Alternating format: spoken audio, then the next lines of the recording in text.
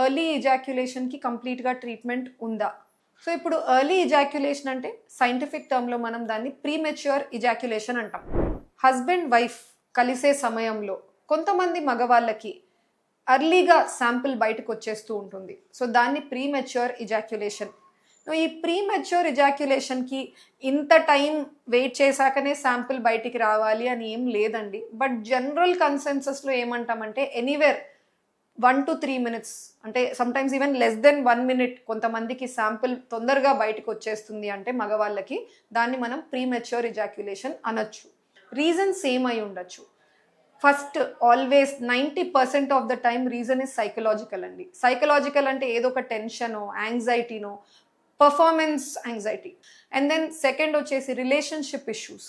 Husband వైఫ్కి లేదా partners, boy friend girl friend మధ్యలో ఏదైనా ప్రాబ్లమ్స్ మొదలయ్యాయి, రిలేషన్షిప్ ఇష్యూస్ వల్ల certain other things take a front seat. అధిక బరువు ఉన్న వాళ్ళకి మజిల్ ఎక్కువ ఉండదు బాడీలో. సో మజిల్ తక్కువ ఉందంటే టెస్టోస్ట్రోన్ అన్న మేల్ హార్మోన్ తక్కువగా ఉంటుంది.